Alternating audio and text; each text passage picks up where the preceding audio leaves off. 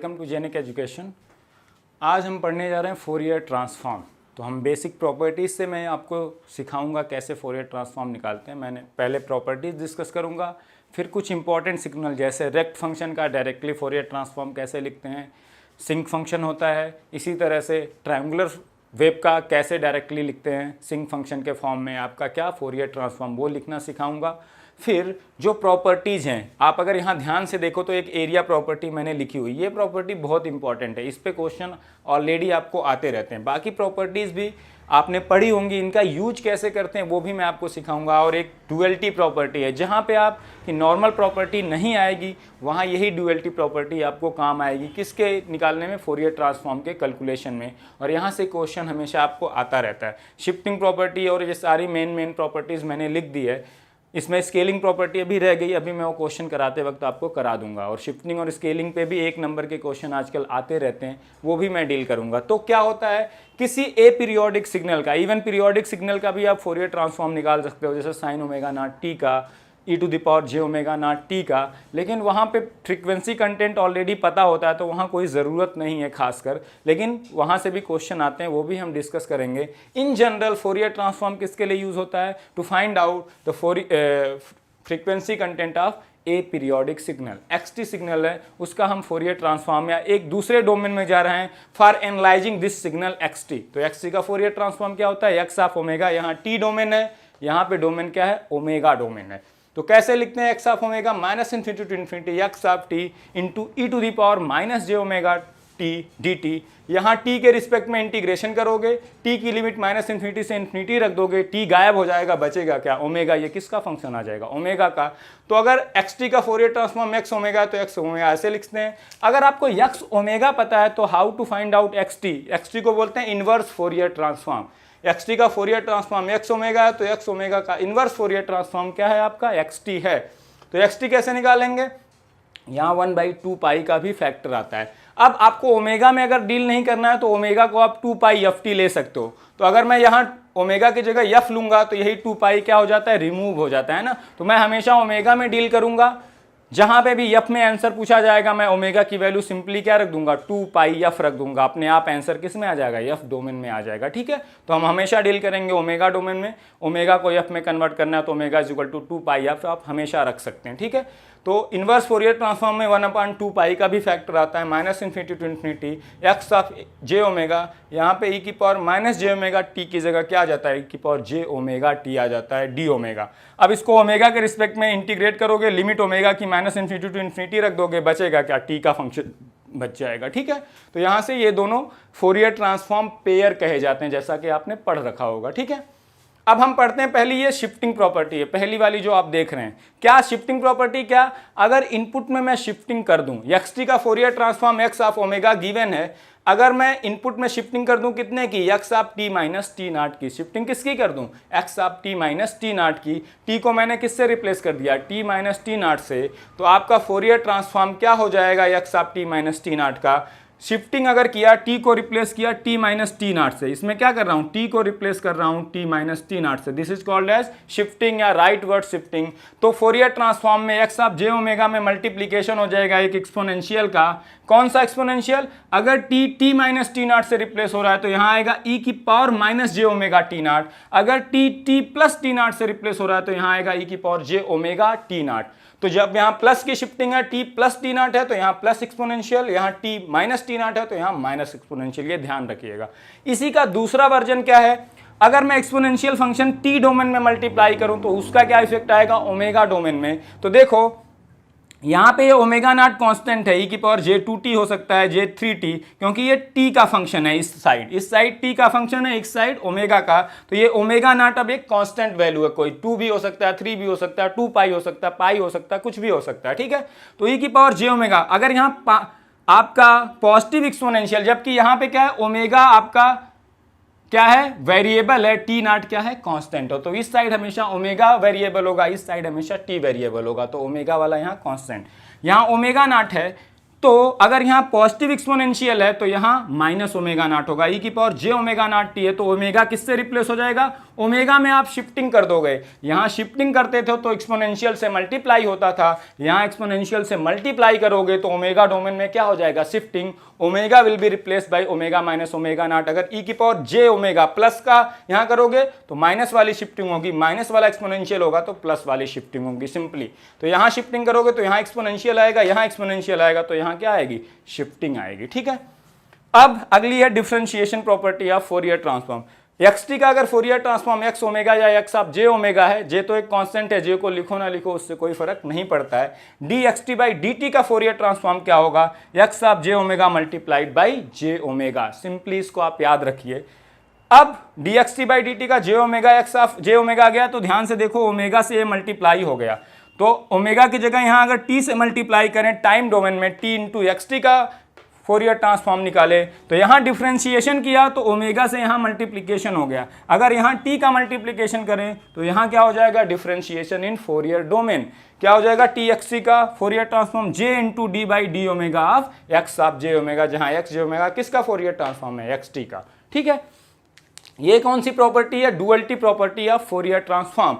F T का अगर Fourier transform capital F of omega है, अब मैं डुअल, फोरियर ट्रांसफॉर्म एक दूसरे के डुअल होते हैं, यहां से भी देख लो, शिफ्टिंग किया तो यहां एक्सपोनेंशियल आ गया, यहां एक्सपोनेंशियल किया तो यहां शिफ्टिंग हो गया, मतलब दोनों को रिवर्स कर सकते हो। यहां जैसा नेचर होगा, जो नेचर यहां आएगा, अगर इसको इस तरफ लाओगे तो ये वाला नेचर इस तरफ चला जाएगा, डुअल होते हैं। एफ टी का अगर फोरियर ट्रांसफॉर्म एफ ओमेगा है, अगर एफ ओमेगा को एफ टी डोमेन में ला दूं, मतलब ओमेगा की जगह क्या रख दूं, टी, मतलब ये टी का फंक्शन बन जाए, तो दूसरे डोमेन में ओमेगा का फंक्शन कुछ आएगा।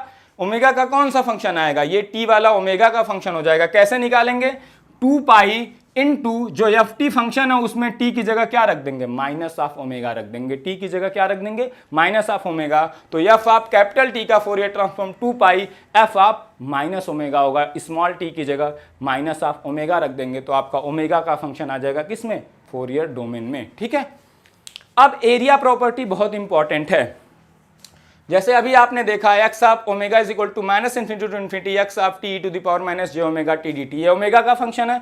ओमेगा की वैल्यू अगर जीरो रख दूं तो क्या आएगा, minus infinity to infinity X of T, जहां ओमेगा है वहां जीरो रख दो, ई की पावर जीरो क्या हो जाएगा 1, आपका क्या आएगा result, minus infinity to infinity X of T D T is equal to X of T D T. X of T D T right from minus infinity to plus infinity क्या देगा, area under curve X T right from minus infinity to plus infinity, total area of the curve ये देगा। जब total area एक curve का देगा तो आपने कहां से निकाल लिया, अगर मुझे एक्स टी का फोरियर ट्रांसफॉर्म या एफ टी का फोरियर ट्रांसफॉर्म एफ ओमेगा पता हो और एरिया मुझे चाहिए अंडर कर्व एफ टी, तो मैं ओमेगा डोमेन से सीधे निकाल सकता हूं, कुछ नहीं करना है। ओमेगा की जीरो वैल्यू पे एफ ऑफ ओमेगा की वैल्यू निकाल लो, वही हो जाएगा area under curve what, F T D T. तो टी डोमेन का एरिया निकालना है तो आप कहां से पता कर सकते हो, ओमेगा डोमेन से, just by putting omega equal to 0 in F omega. बहुत ही सिंपल तरीके से एरिया अंडर करो आपका निकल जाएगा। इसी का दूसरा पोर्शन है, अगर ओमेगा डोमेन वाले का एरिया चाहिए total minus infinity to infinity F omega D omega, तो उसको टी डोमेन से डायरेक्टली निकाल सकते हो। क्या करना, 2 pi into small F T की वैल्यू निकाल दो, कहां पे, टी इज इक्वल टू 0 पे। सिंपली आपका एरिया ओमेगा डोमेन का टोटल एरिया टाइम डोमेन के t is equal to 0 value से आप कैलकुलेट कर सकते हो by multiplying 2 pi simply. Convolution property क्या है, एक्स टी का Fourier transform X of J omega है, एस टी का Fourier transform capital H of J omega है। अगर वाई टी है H T convolution X T, तो वाई टी का फोरियर ट्रांसफॉर्म क्या होगा, convolution in time domain results into multiplication in omega domain. इस तरह से याद रखो। तो अगर कन्वोल्यूशन करते हो टाइम डोमेन में तो फोरियर डोमेन में क्या हो जाता है, multiplication x of J omega Fourier transform है x t multiplied by h of J omega Fourier transform है एस टी। अगर आप किसका फोरियर ट्रांसफॉर्म निकालते हो, convolution of x t into s t simply. तो ये जो बेसिक प्रॉपर्टी आपने पढ़ रखी होगी, मैं आपको इसका यूज करना सिखाऊंगा क्वेश्चन में, ठीक है। तो एक प्रॉपर्टी और रह गई थी स्केलिंग, वो पढ़ लेते हैं, फिर कुछ बेसिक क्वेश्चंस मैं बताता हूं आपको, फिर मैं आपको सिखाऊंगा रेक्ट फंक्शन का फोरियर ट्रांसफॉर्म डायरेक्टली कैसे लिखते हैं, ट्रायंगुलर फंक्शन का फोरियर ट्रांसफॉर्म डायरेक्टली कैसे लिखते हैं। सिंपली आपको मैं लिखना सिखा दूंगा फोरियर ट्रांसफॉर्म इजी तरीके से। फिर हम कुछ स्टैंडर्ड सिग्नल के फोरियर ट्रांसफॉर्म देखेंगे, कुछ फंक्शंस की वैल्यू कैलकुलेट करने को आपको एग्जाम में आती है, वो मैं आपको सिखाऊंगा कैसे लिखते हैं, ठीक है। अब आप देखिए सिंपली, अगर एक्स टी का Fourier transform X of omega है, या एक्स ऑफ जे ओमेगा है, उससे कोई फर्क नहीं पड़ता। तो अगर मैं एक्स टी में स्केलिंग कर दूं, स्केलिंग करना मतलब टी को ए टी से रिप्लेस करना इज कॉल्ड एज स्केलिंग। ए की वैल्यू माइनस हो सकती है, प्लस हो सकती है, मैग्नीट्यूड लेस देन 1 हो सकता है, ग्रेटर देन 1 हो सकता है। तो इसका फोरियर ट्रांसफॉर्म क्या आएगा, 1 upon mod of a x of omega by a, x of omega by a, x of omega by a. ठीक है, अब अगर ध्यान से आप देखो इसका स्पेशल केस ए की वैल्यू मैं क्या ले लेता हूं, -1, तो क्या आएगा 1 upon mod of -1 x of omega by -1, क्या आ जाएगा ये एक्स ऑफ माइनस ओमेगा। तो ये याद रखो एक्स ऑफ माइनस टी का फोरियर ट्रांसफॉर्म क्या होता है, एक्स ऑफ माइनस ओमेगा होता है। ये स्पेशल केस है, ये बार बार आएगा, तो इसको डायरेक्टली हम क्या कर सकते हैं, यूज कर सकते हैं। तो स्केलिंग और शिफ्टिंग को अभी मैं मिक्स करके आपको फोरियर ट्रांसफॉर्म निकालना सिखाऊंगा, जहां से आपका 1 नंबर का क्वेश्चन हमेशा क्या होता रहता है, आता रहता है, मिक्स करके क्वेश्चन यहां से आता रहता है। तो अभी हम वही डिस्कस करेंगे, वही डिस्कस करने जा रहे हैं। फिर कुछ प्रॉपर्टीज मैं डायरेक्टली आपको बताऊंगा। जैसे मैं कहूं एफ ऑफ टी का फोरियर ट्रांसफॉर्म कितना है, एफ ऑफ ओमेगा है। आपसे पूछा गया एफ ऑफ 2t - 3 का फोरियर ट्रांसफॉर्म क्या होगा in the terms of F of omega, capital F of omega क्या होगा। मैंने कहा क्या, शिफ्टिंग की प्रॉपर्टी आपको फोरियर ट्रांसफॉर्म की पता है, स्केलिंग की आपको पता है फोरियर ट्रांसफॉर्म की प्रॉपर्टी। तो आप क्या करो, मैंने क्या कहा था, अगर सिग्नल में शिफ्टिंग और स्केलिंग एक साथ प्रेजेंट हो तो शिफ्टिंग पहले यूज किया करो, स्केलिंग बाद में। सिंपली तो मैं पहले किसका फोरियर ट्रांसफॉर्म फाइंड आउट करूंगा, स्केलिंग को भूल जाओ, सीधे सीधे जो दिख रहा है उसको लिख लो, 2 को हटा दो, बाकी बचे सिग्नल को लिख लो। क्या होगा, अगर t को t - 3, यहां t - 3 कैसे आया होगा, t को आपने रिप्लेस किया t - 3 से, जैसे t को रिप्लेस करोगे t - 3 से, दिस इज शिफ्टिंग। जैसे अगर t को t - 3 से रिप्लेस किया, यहां पे आएगा कैसा एक्सपोनेंशियल आया, अगर t को t - t0 से रिप्लेस करते हो तो निगेटिव एक्सपोनेंशियल आता है एफ ऑफ ओमेगा डोमेन में, और t को अगर t + t0 से रिप्लेस करते हो तो कैसा डोमेन आता है, आपका प्लस वाला एक्सपोनेंशियल आता है। तो क्या आएगा, e की पावर -j ओमेगा, t0 की वैल्यू क्या होती है, यही 3 आ जाएगी। ये आएगा इनटू क्या, एफ ऑफ ओमेगा रहता है, मल्टीप्लाई हो जाता है। ठीक है, ये आ गया आपका क्या, एफ ऑफ t - 3। अब एफ ऑफ t - 3 से एफ ऑफ 2t - 3 कैसे निकाल सकते हैं, t को at से रिप्लेस करके। t को जैसे आप at से रिप्लेस करोगे that is called as scaling. t को at करना इज स्केलिंग, उसमें t वेरिएबल केवल मैप होता है ना, बाकी बाहर a से मल्टीप्लाई नहीं करते, आपको मैंने बताया था। तो यहां मैंने क्या किया, t को मैप कर दिया किससे, 2t से। यहां इस सिग्नल में t को क्या कर दिया, 2t से रिप्लेस कर दिया। मतलब मैंने क्या कर दिया, इस सिग्नल एफ ऑफ t - 3 को स्केल कर दिया, कितने अमाउंट से, 2 अमाउंट से। अगर मैंने एफ ऑफ t - 3 वाले सिग्नल को 2 अमाउंट से स्केल किया तो फोरियर ट्रांसफॉर्म जो इस ओरिजिनल सिग्नल का है वो कितने से स्केल हो जाएगा, 1 upon mod of a F of omega by a। मतलब इसका जो फोरियर ट्रांसफॉर्म है, जैसे एफ टी का एफ ओमेगा होता था तो एफ ऑफ ए टी का क्या आता था, f of omega by a into 1 upon mod of a. तो एफ ऑफ t - 3 को आपने स्केल किया है, तो जो इसका फोरियर ट्रांसफॉर्म है वो स्केल हो जाएगा एफ ऑफ ओमेगा बाई ए से। तो उसमें जहां जहां ओमेगा होगा वहां वहां क्या आ जाएगा, ओमेगा बाई ए आ जाएगा। तो क्या करना है, जैसे इसको स्केल किया इस सिग्नल को, तो इसका फोरियर ट्रांसफॉर्म स्केल हो जाएगा कैसे, 1 अपॉन मॉड ऑफ ए कितना लिया था आपने, 2, और जहां जहां ओमेगा है इसके फोरियर ट्रांसफॉर्म में, जिस सिग्नल को ओरिजिनल सिग्नल को स्केल किया वहां वहां क्या लाना है, ओमेगा बाई ए ला देना है। ओमेगा बाई ए की वैल्यू कितनी है, 2 है, तो e की पावर -j ओमेगा की जगह क्या रखना, omega by A, 2 into f of omega by क्या ए। ये आपका सीधे सीधे रिजल्ट हो जाएगा। हमेशा स्केलिंग बाद में करो, शिफ्टिंग क्या करो फर्स्ट। सिंपली आप सीधे सीधे क्या लिख सकते हो, आंसर। अब इसी के एक और एग्जांपल मैं देता हूं कैसे आप लिख सकते हो सीधे सीधे आंसर। एफ टी का ये अगर गिवन है सिंपली क्वेश्चन, तो आप मान लो मैं माइनस वाली स्केलिंग देता हूँ, -2t + 7 का एफ ऑफ ओमेगा कितना आएगा। मैंने कहा था स्केलिंग फैक्टर आप क्या किया करो, भूल जाया करो। क्या किया करो, भूल जाया करो। सीधे सीधे आपको कुछ नहीं करना है, पहले शिफ्टिंग अप्लाई किया करो। एफ ऑफ t + 7 का क्या होगा, -2 को भूल जाओ, शिफ्टिंग प्रॉपर्टी लगा दो। t को अगर t + t0 से रिप्लेस करें या t को t - t0 से, तो ये शिफ्टिंग प्रॉपर्टी या फोरियर ट्रांसफॉर्म होता है। फोरियर डोमेन में ई की power J omega t not या ई की पावर माइनस जे ओमेगा टी नॉट से मल्टीप्लाई हो जाता है। अगर shifting T plus t naught की है तो प्लस एक्सपोनेंशियल आएगा, शिफ्टिंग अगर टी माइनस टी नॉट की है तो माइनस एक्सपोनेंशियल आएगा। तो टी प्लस 7 का क्या हो जाएगा, ई की power J omega into t not, plus exponential आएगा क्योंकि प्लस है, into t not F of omega, simply. अब यहां से इसको कैसे ऑब्टेन करेंगे, मुझे तो इसका चाहिए। अगर t को मैं -2t से रिप्लेस कर दूं, t को अगर 80 से रिप्लेस कर दूं तो ये आ जाएगा कि नहीं। स्केलिंग में t केवल रिप्लेस होता है, बाहर मल्टीप्लीकेशन नहीं करते, हमेशा मैपिंग वेरिएबल्स की होती है। t को आप t - t नॉट रखते हो या t को 80 रखते हो। तो इस वाले सिग्नल को अगर f ऑफ t + 7 को मैं स्केल कर दूं कितने अमाउंट से, -2 अमाउंट से, मतलब क्या हो जाएगा, t की जगह मैं क्या रख दूं, -2t + 7। मैंने क्या किया, t की जगह मैपिंग कर दी कितने की, -2t की। t को मैंने रिप्लेस कर दिया कितने से, -2t से, मतलब मैंने f ऑफ t + 7 को स्केल कर दिया कितने अमाउंट से, -2 अमाउंट से स्केल कर दिया, मतलब तब ये सिग्नल आपका आ गया। अगर मैं किसी सिग्नल को स्केल कर दूं t डोमेन में तो ओमेगा डोमेन में भी स्केलिंग हो जाती है, जो उसका फोरियर ट्रांसफॉर्म होता है वो स्केल्ड हो जाता है कितने अमाउंट से, 1/mod(a), ओमेगा की जगह ओमेगा/a आता है। तो स्टार्टिंग में मैग्नीट्यूड तो 1/mod(a) आता है, mod a कितना होगा, इतना, लेकिन ओमेगा में ओमेगा/a, a पूरे साइन के साथ आता है। तो जहां जहां इस वाले, क्योंकि इसको मैंने स्केल किया तो इसका फोरियर ट्रांसफॉर्म में हर जगह ओमेगा की जगह ओमेगा/a आएगा। तो e की पावर j ओमेगा की जगह ओमेगा/-2 इंटू एफ ऑफ ओमेगा/-2 आ जाएगा। तो यहाँ से आएगा 1/2 e की पावर -j ओमेगा/7 भी है यहाँ पे, j omega 7/2 into f of -ओमेगा/2। ये आपका क्या हो जाता है, रिजल्ट हो जाता है। हमेशा आप अगर स्केलिंग पहले करना चाहते हो, आप स्केलिंग से करना, सेम आंसर आएगा, इसमें कोई डाउट नहीं होगा कि आंसर अलग आएगा। अगर स्केलिंग से इसी को करके दिखाना है तो मैं उसको भी आपको रिजल्ट जनरेट कर देता हूँ, सेम रिजल्ट, लेकिन ये हमेशा आपको ईजी लगेगा, इसीलिए मैं बता रहा हूँ। मैं पहले किसका फोरियर ट्रांसफॉर्म निकालता हूँ, एफ ऑफ -2t का निकालता हूँ।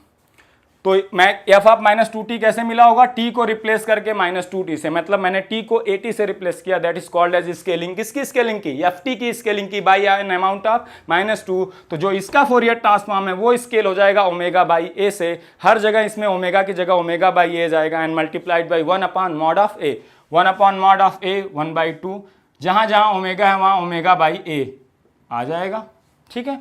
लेकिन अभी आपको किसका निकालना है, एफ ऑफ -2t + 7। तो इसमें शिफ्टिंग लगाते हैं। शिफ्टिंग कैसे करेंगे, t को t + t नॉट से रिप्लेस करना, t को t - t नॉट से रिप्लेस करना, इज कॉल्ड एज शिफ्टिंग। तो यहां से अगर मुझे इस सिग्नल से अगर ये सिग्नल जनरेट करना है तो मैं t को किससे रिप्लेस करूंगा, t + 7 से करूंगा तो -14 आ जाएगा। मुझे क्या करना पड़ेगा, अंदर प्लस लाना है तो यहाँ माइनस लेना पड़ेगा ताकि ये माइनस जाके इसको प्लस करे। कितना लाना है, 7, तो 7/2 करना पड़ेगा ताकि -2 ये 2 को कैंसिल करे, +7 हो जाए। मतलब मैंने इस सिग्नल में कितने की शिफ्टिंग करी, t को मैंने रिप्लेस कर दिया t -7/2 से, तब जाके ये सिग्नल मिलेगा। मतलब मैंने t को t - t नॉट से कहीं रिप्लेस किया, that is called as shifting. t को कितने से रिप्लेस किया, t - t नॉट से। कैसा है, माइनस वाला है तो कैसा एक्सपोनेंशियल आएगा, माइनस वाला, कैसा एक्सपोनेंशियल आएगा। तो यहाँ पे जैसे शिफ्टिंग लगाया यहाँ पे एक एक्सपोनेंशियल आ जाएगा, माइनस की शिफ्टिंग है तो माइनस एक्सपोनेंशियल, प्लस की शिफ्टिंग है तो प्लस, तो यहाँ माइनस की शिफ्टिंग है, t को t - t नॉट से रिप्लेस किया तो क्या आ जाएगा, e की power -j omega into t naught की वैल्यू कितनी है 7/2 इंटू 1/2 एफ ऑफ -ओमेगा/2, सेम रिजल्ट आ गया। लेकिन यहाँ आपको शिफ्टिंग को स्केल करना पड़ा बाय द अमाउंट ऑफ -2, तो ये चीज़ थोड़ी सी उल्टी है, इसलिए डायरेक्ट आप उससे करो तो ज़्यादा अच्छा है मेरे हिसाब से। अब मैं आपको सिखा रहा हूं रेक्ट फंक्शन का डायरेक्टली कैसे लिखते हैं। रेक्ट फंक्शन का फोरियर ट्रांसफॉर्म आप याद रखो क्या होता है, सिंक फंक्शन, और ट्रायंगुलर फंक्शन का आपका फोरियर ट्रांसफॉर्म क्या होता है, सिंक स्क्वायर फंक्शन होता है। कैसे लिखते हैं मैं आपको सिखा देता हूं, आप किसी भी रेक्ट फंक्शन का सीधे सीधे देख के आप आंसर लिख सकते हो। देखो मैं पहले एक सिंपल सा रेक्ट फंक्शन लेता हूं, फिर मैं सिंक फंक्शन का फोरियर ट्रांसफॉर्म लिखना सिखाऊंगा रेक्ट फंक्शन के फॉर्म में, क्योंकि डुअल नेचर होता है। अगर रेक्ट का टाइम डोमेन में लेते हैं, फोरियर डोमेन में सिंक आता है, तो सिंक अगर लेंगे टाइम डोमेन में तो वहां पे क्या आएगा, रेक्ट फंक्शन आएगा। ये डुअल नेचर होता है, यहाँ वाला वहां जाएगा तो वहां वाला यहाँ आ जाएगा, सिंपल सी बात है ना। तो एक रेक्ट फंक्शन लेता हूँ, सिमेट्रिक रेक्ट फंक्शन। कैसा, सिमेट्रिक रेक्ट फंक्शन लेता हूँ, ठीक है। ये मान लेता हूँ माइनस क्या है, एक कोई पॉइंट ले लेता हूँ ए, ये पॉइंट है ए, ठीक है, ये सिमेट्रिक है, जितना लेफ्ट हाफ में जैसा है उतना राइट हाफ में, और इसका एम्पलीट्यूड कुछ ले लेता हूँ बी, ठीक है। ये कोई रेक्ट फंक्शन है, किस डोमेन में, टाइम डोमेन टी में। तो इसका फोरियर ट्रांसफॉर्म कैसे लिखते हैं, अभी बाद में जब शिफ्टेड वर्जन आएगा तो मैं शिफ्टिंग भी सिखा दूंगा, कैसे शिफ्टिंग को क्या करते हैं, इनकॉर्पोरेट करते हैं सिंपली, ठीक है।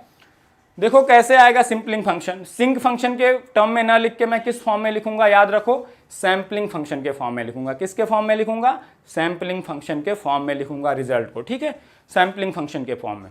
अब देखो कैसे लिखना होगा, एक सैम्पलिंग फंक्शन आएगा ओमेगा डोमेन में, मैंने बुलाया था sampling function of a t is equal to sine a t upon a t होता है ना, sampling function of t sine t upon t, जितना आर्गुमेंट है वो साइन में डालो, उसी से उसको क्या कर दो, divide, that is called as sampling function. जबकि सिंक में पाई से मल्टीप्लाई हो जाता है, साइन में भी और नीचे भी, ठीक है, मैंने आपको पहले लेक्चर में वो बताया था।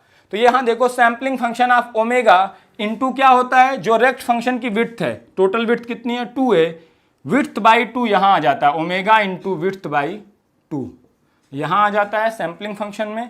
और यहाँ पे एम्पलीट्यूड क्या आता है, area of the rectangle function, area कितना है, width is 2a, height is b, तो यहाँ क्या आ जाएगा 2ab, इसका एरिया है किसका, area of the rect function, area of the rect function, area आएगा एम्पलीट्यूड में। और सैम्पलिंग फंक्शन क्या होगा, ओमेगा इंटू विड्थ बाई 2, यहाँ विड्थ बाई 2 है कितना, तो sampling function of omega, total width 2a है, विड्थ बाई 2 करोगे तो कितना आ जाएगा, a आ जाएगा।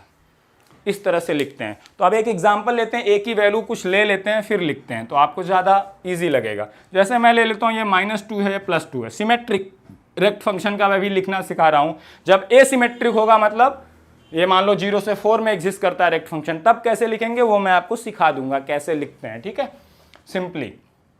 अब देखो ध्यान से, यहाँ पे मान लो ये 4 ले लेता हूँ, तो इसका क्या होगा, मैंने अभी बताया कैसे लिखते हैं, एक सैम्पलिंग फंक्शन आएगा ओमेगा डोमेन में, omega into width by 2, width by 2, width total कितनी है 4, विड्थ बाई 2 करोगे तो 2 आ जाएगा, सैम्पलिंग फंक्शन ऑफ 2 ओमेगा आएगा, जिसको आप लिख सकते हो साइन 2 ओमेगा अपॉन 2 ओमेगा, ठीक है, इनटू यहाँ पे एम्पलीट्यूड भी कुछ आएगा, एम्पलीट्यूड क्या होता है, area of this rectangle, width is 4, height is 4, area कितना आएगा 16, तो इसका आएगा 16 sampling function of omega into width by 2 आ जाएगा। सिंपली आप सीधे सीधे लिख सकते हो एक सिमेट्रिक रेक्ट फंक्शन का Fourier transform in the terms of sampling function.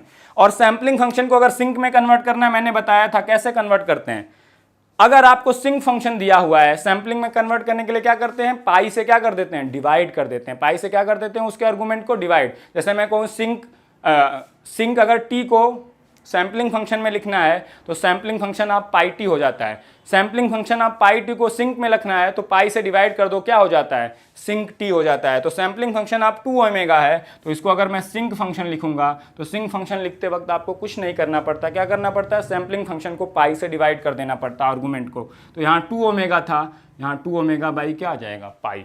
अगर यही सिंक को सैम्पलिंग में लिखना हो तो पाई से क्या कर दिया करो, मल्टीप्लाई, 2 ओमेगा इंटू पाई से मल्टीप्लाई कर दोगे, क्या आ जाएगा, पाई पाई कैंसिल, सैम्पलिंग फंक्शन आ जाएगा। तो इस फॉर्म में भी लिख सकते हो, इस फॉर्म में, तो जिसमें आंसर दिया है उसमें आप आंसर निकाल सकते हो। अब अगर शिफ्टेड या अनसिमेट्रिक रेक्ट फंक्शन आ जाए तो कैसे लिखोगे। ये तो सिमेट्रिक है तो हमेशा रेक्ट फंक्शन सिमेट्रिक तो होगा नहीं, जरूरी नहीं है, तो कैसे लिखोगे, देखो कैसे लिखना चाहिए। अब सपोज मान लेते हैं, कहीं भी रख देते हैं, 0 से वहाँ रख दो, कहीं भी रख दो, कोई फर्क नहीं पड़ता, कहीं भी लेफ्ट में रख दो, राइट में रख दो, कहीं पे भी रख दो। मैं जनरल आपको बता दे रहा हूँ कैसे लिखना होता है। जैसे मैं एग्जांपल ले लेता हूँ 2 to 5 है, सपोज 2 to 6 ले लेते हैं, 5 भी ले सकते हैं, कुछ भी। इसका एम्पलीट्यूड मान लेते हैं कितना है, 5। इसका मैंने कह दिया टी डोमेन में है, ये एफ है, इसका फोरियर ट्रांसफॉर्म लिखो, सैम्पलिंग फंक्शन ही आएगा रेक्ट का। अब देखो कैसे इसकी, तो अब जब शिफ्टेड रैंप आ जाए, शिफ्टेड रेक्ट फंक्शन आ जाए अगर आपके पास, जो सिमेट्रिक ना हो, सिमेट्रिक नहीं है इसीलिए शिफ्ट हो गया। एक्चुअल में अगर कोई सिमेट्रिक रखें, उसको शिफ्ट कर देते तो यहाँ आ जाता, उसको पीछे शिफ्ट कर देता तो वो अनसिमेट्रिक हो जाता। तो बेसिकली ये सिमेट्रिक रेक्ट फंक्शन को शिफ्ट करके ये रेक्ट फंक्शन जनरेट किया गया है। सिमेट्रिक को लो, उसको राइट में शिफ्ट कर दो या उसको लेफ्ट में, तो अनसिमेट्रिक रेक्ट फंक्शन आपका जनरेट हो जाता है। तो कुछ करना नहीं है आपको, इसकी विड्थ मेजर कर लो, इसकी विड्थ कितनी है बताओ, 6 - 2, इसकी विड्थ कितनी है 4। अब 4 वाले विड्थ का अगर कोई रेक्ट फंक्शन होता, 4 वाले विड्थ का अगर कोई रेक्ट फंक्शन होता और अगर उसको सिमेट्रिक रखते तो कैसे रखते, कहां से कहां के बीच में रखते, आधी विड्थ होती 0 के लेफ्ट में, आधी विड्थ होती 0 के राइट में, कहां से कहां रखते, -2 से 2। अगर टोटल विड्थ 4 है उसको सिमेट्रिक करना है तो 0 से -2 लेफ्ट में, 0 से 2 राइट में, ताकि वो सिमेट्रिक दिखे अबाउट वाई एक्सिस। तो अगर यही रेक्ट फंक्शन सिमेट्रिकली प्लेस्ड होता बिटवीन -2 to 2 तो उसका कैसे लिखते, एरिया पे कोई फर्क नहीं पड़ता, चाहे -2 से 2 रखो या 2 से 6। टोटल एरिया तो तब भी विड्थ 4 होती, हाइट 5 होता, टोटल एरिया कितना होता 20 into sampling function of omega into width by 2। Total width 4 है, विड्थ बाई 2 करोगे 2, ये आता। लेकिन ये कब आता, जब यही रेक्ट फंक्शन कहां से कहां प्लेस होता, -2 से 2। तो -2 से 2 वाले फंक्शन को अगर मैं राइट शिफ्ट कर दूं तो ये फंक्शन आ जाएगा कि नहीं।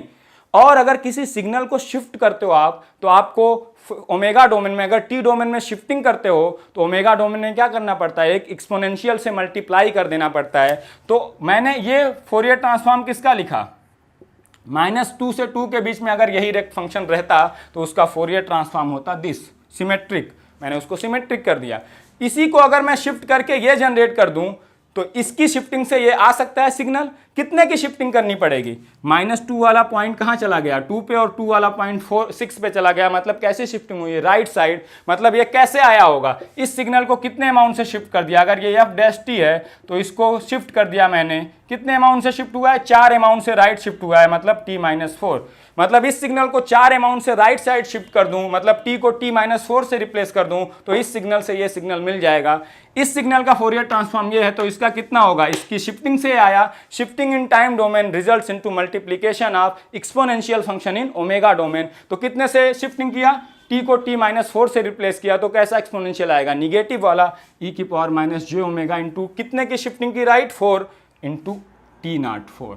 तो आपका फोरियर ट्रांसफॉर्म किसका हो जाता, इसका हो जाता ये वाला, ठीक है। तो हमेशा याद रखो जो अनसिमेट्रिकल रेक्ट होगा उसमें क्या होगा, जो ओरिजिनल सिमेट्रिकल रेक्ट होगा उतना तो आएगा ही आएगा फोरियर ट्रांसफॉर्म, बाद में सिंपली किसी एक्सपोनेंशियल का क्या हो जाएगा, मल्टीप्लिकेशन। वो डिपेंड करेगा पहले सिमेट्रिकल रेक्ट लो, उसको कितना शिफ्ट करके दूसरा वाला सिग्नल जनरेट कर पाओगे। शिफ्टिंग राइट साइड तो minus exponential, shifting left side तो प्लस एक्सपोनेंशियल, ठीक है। जैसे मैं एक और सिग्नल का देता हूं, आप लिखना बताओ क्या होगा। तो आपको थोड़ा बहुत दिमाग में अपने अज्यूम करनी पड़ेंगी चीज़ें। जैसे मैं यहाँ ले लेता हूँ, यहाँ पे है 6, यहाँ पे है मान लो 1, ये -6 है और ये है 3। इसका आपको लिखना है Fourier transform. This is given as ft, इसका फोरियर ट्रांसफॉर्म क्या होगा, तो रेक्ट का होगा तो हमेशा क्या, सैम्पलिंग फंक्शन ही होगा। तो बताओ क्या होगा, अगर ये रेक्ट फंक्शन की हमेशा क्या किया करो, पहले विड्थ निकाला करो, कितनी विड्थ है 7।